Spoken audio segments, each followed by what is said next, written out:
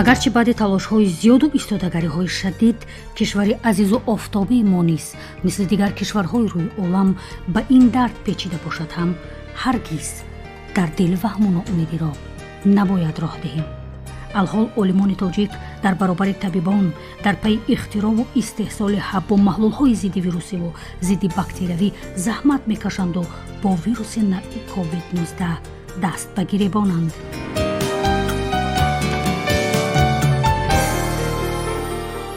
олимони кишвар якдилона сиёсати пешгирифтаи имрӯзаи ҳукумат ва давлати кишварро ҷонибдорӣ мекунанд ва шабонарӯзӣ дар пайи он ҳастанд ки ҳар чӣ зудтар дар роҳи пайдо намудани даво маводи доруворӣ ва роҳҳои пешгирӣ ва табобати ин беморӣ кору фаъолият кунанд. ва чӣ тавре ки шумо шоҳид ҳастед, мо дорои озмоишгоҳҳои хуб ҳастем, таҷҳизотое ки дар ихтиёри мо ҳаст имконият медиҳам ва имрӯз дар кишвари мо гиёҳҳои шоҳбахш хело зиёд ҳастанд. зиёда аз 5000 гиёҳе ки дар кишвар ҳастанд ки қисмати аз онҳо омӯхта шуданд, хосиятҳои фармакологии онҳо ба илм маълум аст ва дорои фармакопея ҳастанд, боз мавриди омӯзиши иловагӣ қарор дода шуда истоданд ва мо аз он корҳои илми тадқиқотие дорем дар роҳи пайдо кардани он маводи доруворӣ ки хосиятҳои зидди микробӣ ва зидди вирусӣ дорад мунтазам ба шаҳрвандони кишвар ахборот пешниҳод хоҳем кард.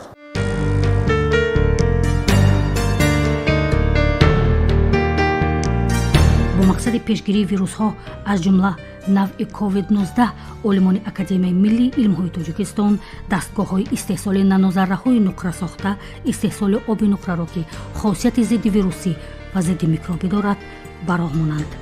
ионҳои нуқра ки хусусияти муҳофизаткунанда дошта бактерияҳои патогенӣ, вирусҳо, замбурӯғҳо ва дигар флораи патогенӣ ва зарароваро несту нобуд мекунанд, дар ҷумҳурӣ пурра имкон ҳаст ки дар ҳолати зарурат пеш омадан миқдори зарурии нанозарраҳои нуқра ба сифати маводи зидди вирусӣ пешниҳод гардад. академияи миллии илмҳои тоҷикистон дар якҷоягӣ бо олимони соҳаи тиб ва дигар соҳаҳо махсусан олимони соҳаи химия, соҳаи фарматсевтика, соҳаи фармакология, соҳаи технологияи пешрафта якчанд корҳои илми тадқиқотӣ ба роҳ монда шудааст ва мо дар пайи истеҳсоли дороҳои нав, дороҳое ки хосияти зидди вирусӣ ва зидди микробӣ доранд машғул ҳастем. ҳамарӯза таҳқиқотҳо натиҷа дода истоданд.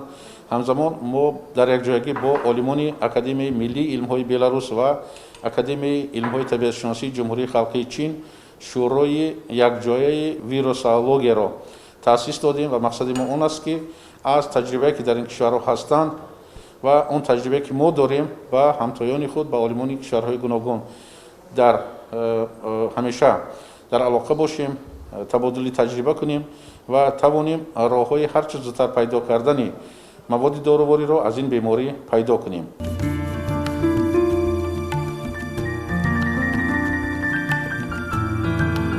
бисёр намуди рустаниҳои шифобахше ки ҳанӯз абу али ибни сино барои табобати беморон истифода бурдааст дар тибби муосир низ аҳамияти худро гум накардааст.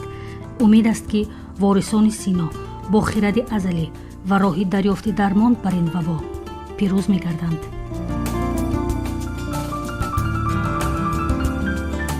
як давлат агар вай боигариш нефт бошад, мора табиатмон ҳамун табиати дорухонае ки моро додааст пурра аз тамоми нави беморӣ моро раҳо меёбад. тамоми ҳамин растаниҳои шифобахше ки мо дорем, якеш дар дараҷаи кам, дигареш дар дараҷаи зиёд, дигареш дар дараҷаи мисол миёна системаи масъунияти инсона мебардорад. ба ғайр аз ин бо дорем растаниҳои шифобахше ки бевосита خاصیت ضد ویروسی دارند. یک چند موادهای طبیعی که در جمهوری ما فراوان هستند و این موادها می توانند به مردم ما همچون الترناتیو و خدمت رسانند. یکی از این موادهای پرسپکتیویناکی که ازرادناکی که ما میبینیم این رستنی ارتمیز انو می باشد که در جمهوری تاجیکستان موافق کتاب مخصوص حجمت رستنی های شفابخش در جمهوری تاجیکستان می روید و این رستنی چنانه که اکسترکت اسپریتی این رستنی را بر ضد کرونا ویروس در انستیتوت کالویدی و اینترفیس ماکس پلانک و پوتسدام آلمان و با همکاری ارتمیز لایف شرکت آمریکایی ارتمیز لایف آموخته ایستادند. در تاجیکستان ما خیلی فراوان است، بسیار میروید و ما خوشبختانه این رستنی را علاکه سال گذشته سال 2019 ترکیب شیمیایی این رستنی که ارتمیزین است و این مولکولا میلیون ها جان آدمان را در کره زمین بر ضد مالاریا نجات داده بود و عین زمان هم بر ضد این پاندمی آمده خیلی مفید می باشد. ماده فعال ترکیب ارتمیز انو را ما علاکه آموختیم، میدونیم که چقدر است. ما علاکه کار را به افشوره کردن این مواد علاکه کار را سر کردیم و امید داریم که این رستنی بر مردم ما یاردم خواهد کرد.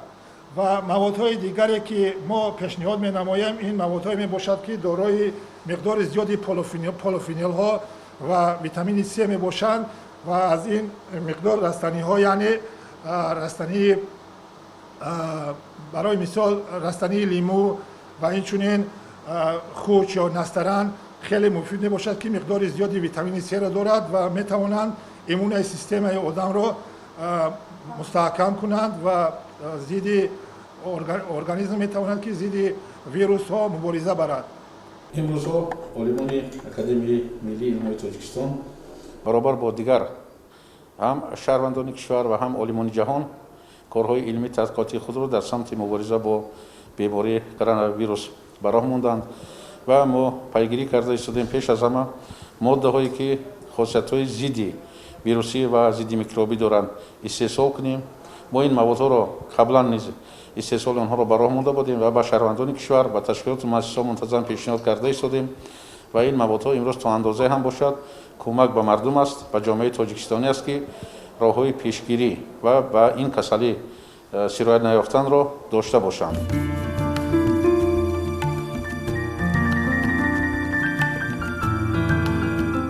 چند پیش که عالم نمایان جمهوری پرزیدنت اکادمی تحصیلات تاجیکستان اکادمی غلامقادر بابیزاده از این بیماری اذیت کشید امروز معتقد است که هر یکی ما با اراده استوار و امید نیک به زندگی مبارز و پیروز باشیم. مرا کامپیوتر توموگرافی گذراندن که التهابی دو طرفه شش علاقه من قبول کردم. بزرگی بگیم که غلبه در آن بود که من قریب همین بیماری را جدی قبول نکردم.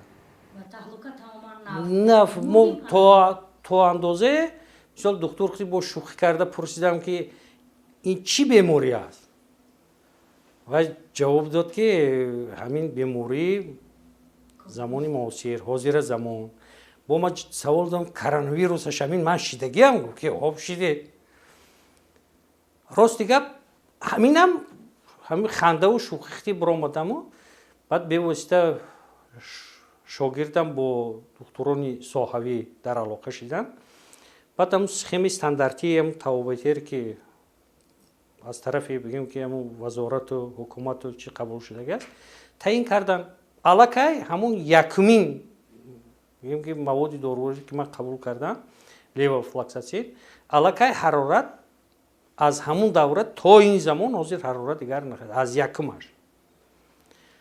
اما فکر میکنم که این همون مبارزه ارگانیسمی که من به زندگی امید بستگیم.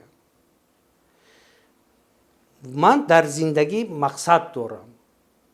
وقتی که مقصد و امید داری در زندگی ارگانیسم برای آن همین مبارزه میبرد. چیزی اساسیش همین است. وقتی که به تهلکه میافتی علاقه حساب کنید که نه کمترینش یک مرتبه قوه اختون باید میتید زیادش تا 10 مرتبه را باید میتید. یعنی که مواد همه وقت اگر که همین موادهای دارویی اگر گرفته مثال تحلیل کنیدون قریب که 5-10% ارگانیسم شما رو یاردم میکند و در همین بیماری فقط و عاقبت‌هاش توابت میکند به واسطه با ویروس مبارزه نمیبرد. همین در تمام دنیا اون چیزی که ما قبول میکنیم یعنی که همون التهابی دو طرفه شوشه که من ما همون چیزا میبرداریم که ارگانیسم قوتش زیادتر شود و خودی سیستم مسئولیت باید که با همون ویروس ها میکروارگانیسم ها باید مبارزه برد. این چیزی اساسی، مکانیزم اساسیش این همین است. از همین نقطه نظر من فکر میکنم که زندگی که با امید باشد، با مقصد باشد، انسان همه وقت دست بالا میگرده.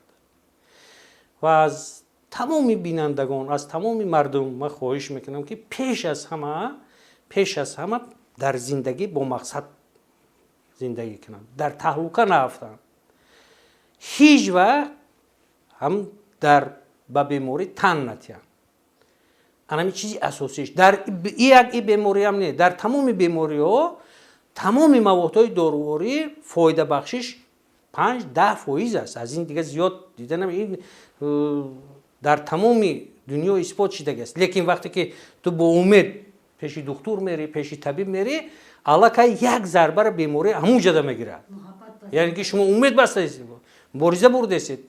حاضر بسیاری بیماری هستند که نزد طبیب میروند، علاقه نشانهای بیماری گم میشه. یعنی که ارگانیسم خودش مبارزه میبره. برای همین از تمام مردم من خواهش میکنم پیش از همه همین از بین تهلکه را بردن داره. تمام دنیا علاقه میداند که این بیماری هست که ارگانیسم انسان خودش پس سر میکنه. فقط در حالتهای ضروری یاردم طبیبان و موادهایی که بگیم عاقبت‌هایی که وای در ارگانیسم به وجود آورده است همون رو یاردم دادن در کار، توابت کردن در کار، تمام دیگر همه چیزش پس سر میشه. فکر میکنم که همون карантине که اعلام کردن در تمام دنیا از نگاه اقتصادی، از نگاه مالیوی، بیش از همه از نگاه روانی، پیش از همه به آنهایی که میخواهند فعالیت داشته باشند، در استحصالات نتیجه داشته باشند و در خانه برعکس بر محوی روانی قرار نگیرند، واقعا احتیاط باشد و کار باشد. در این مسئله شما چی نظر دارید؟ من فکر میکنم که همین اعلان کردن карантин تا اندازه اوج همین بیماری رو زیاد میکند. برای چی زیاد میکند؟ علاقه همین حالت پسیکولوژی انسان همه چیزا به طوری مثلا مثبت قبول میکند. یعنی که карантин اعلان کردن یعنی که واهمه هستی. وقتی که واهمه کشید علاقه یک قسمی امید زندگی از بین میرود. از این نقطه نظرم من حساب میکنم که همین اعلان نکردن карантин از طرف حکومت جمهوری تاجیکستان مثبت است. و فکر من بسیار اندیشه خوب است، بسیار تحلیل خوب است از طرف متخصصان تا اندازه تحلیل کردن که محیط این خیلی نگاه داشتن خوبتر است از آنی که ما برده مثلا مردم در تهلکه. دکتر یه هفته دیگه هم بهش گفتم مولی برآمدم و خبر نداره. مرا استادم زنگ زد که اگر گفت که من اگر برای کار خفه میشم، چون که تو برای جامعه حاضر ضروری حاضر ما باید که همون نقشه‌هایی که داری باید همون نقشه‌ها عملی شوند. الکی این روزی پنجمی کاریم من گپ نزدم. من گفتم نه استاد من خانواده ششتگی ام. لیکن به هر حال در گشت مثال گذار در کار با یک چیز مشغول شدن تو اندازه همون ارگانیسم خودش مبارزه میبره ما بیخبر میمونه. پس واقعی با اعتماد گفته میتواند که چند روزه که در خانه بودید و 5 روزه که در کار هستید امروز خود را بهتر احساس میکنید در شرایط 100% فضای کاری 100% یک ممکن از همون بگیم که جهت مثبت در کار بودن در آن است که با مشغولیت‌های کاری دولتی وقتی که سرگردان میشه یک وقت میفهمی وقت گذشته است، لیکن و ارگانیسم کار خودش کرد و مبارزش برد و مثلا چی قدری که لازم باشد و همون قدر شما را حمایت میکنه.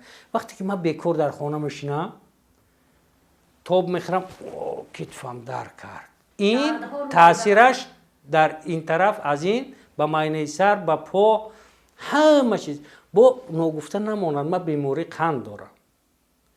بیماری قند کسی که بیماری همراهی را داره و سیستم مسئولیتش تا اندازه پست است و انا همین بیماری ها اولین به همین کاتگوری آدم ها وارد میشن. ممکن یکی از نشانهای اساسی که من مثلا به خودم قبول کردم ممکن که بیماری قندم بود، یا اینکه گفتم در اول که اهمیت نمیدادم، به اهمیت میگشتم. در بین مثلا من از جلسه به جلسه بودم، از یک جمعه به جمعه دیگر، از یک مؤسسه به مؤسسه دیگر. کجای دیگه این قسمت و تقدیر است، از این گرفته نمی نه که از همه تا روز آخران اینا با طبیبم برای صحبت کنید.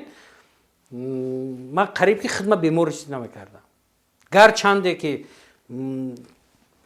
بگیم که شور تاثیری مثال بسیار کلان گرفتگی بود، من حسم نمیکردم. امروز حکومت جمهوری تاجیکستان با راهبری اساسگذار صلح و وحدت ملی، پیشوای ملت، پرزیدنت جمهوری تاجیکستان جناب عالی محترم امام علی رحمان تمام امکاناتی که در دست دارند برای پیشگیری و برای زودتر شفا یافتن سرایت دیدگان از این بیماری را به راه ماندند. چاره‌هایی که از جانب حکومت جمهوری تاجیکستان امروز عملی میشوند، البته ما با چشم سر میبینیم که الکی بر ضد این بیماری تأثیری مثبت خود را گذاشتند.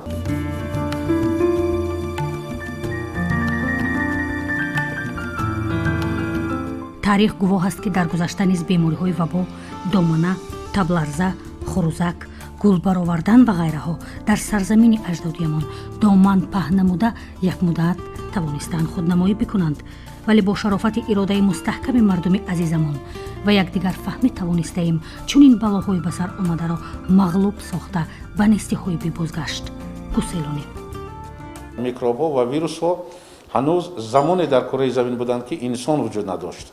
یعنی پیش از موجود بودن انسان این ویروس ها، باکتریا بودند. در دوره‌های گوناگون تاریخ آنها اوج می‌گرفتند، سرایت می‌کردند به مردم و البته مردم از آن رهایی می‌یابند و رهایی خواهند یافت، چون که زندگی خود مبارزه است و در این مبارزه چطوری که پیشوای معظم ملت بارها تاکید کردند ما باید بی‌طرف نباشیم. هر یک شهروند کشور می‌تواند سهم خود را در راهی هر چه زودتر خلاصی یافتن از این بیماری گذارد. سهم حتی شهروند عادی اون است که اقلا خودش را محافظت کند، گیگین شخصی را رعایت کند و نگذارد که بیماری به کسی دیگر گذرد و یا به زندگی شخصی کسی دیگر خطر و خلل ایجاد کند. شروع از روز دوشنبه آینده علاقه منتظم ویدیو کنفرانس های ما و تبادل تجربه بین یکدیگر شروع می شود و در این ویدیو کنفرانس ها و تبادل تجربه البته دکتران کشور، طبیبان کشور نیز جلب کرده می شوند و ما هم تجربه می آموزیم و هم تجربه که داریم با آنها پیشکش خواهیم نمود، چون که امروز تمام جهانیان در راه مبارزه با این بیماری هستند و البته ما دیده ایستادیم که تا اندازه شدت در جهان پس شده است. یعنی سرایت یابی در عموم علاقه به اوج خود رسید و تا رفت پس شدن شدت سرایت یابی در جهان مشاهده می شود و فکر می کنم که ما نیز در صورتی که اگر تمام آن توصیه که از جانب طبیبان کشور است، از جانب متخصصان سطح جهانی است و از تجربه که امروز جهانیان دارند اگر درست استفاده بریم، رعایت کنیم، هر چه زودتر از این بیماری ما خلاصی می یابیم و به روزهای نیک خواهیم رسید. این ملتی برومند که با کمک فرزندان خردمند و دانای خیش در گذشته توانسته است مشکل‌های زیادی را با عاقلی و یکدیگر فهمی پشت سر نماید، امروز هم مقتدر است آینده خیلی نزدیک از این ورطه نیز رها یابد. همیشه به امید و محبت خود اعتقاد داشته باشید.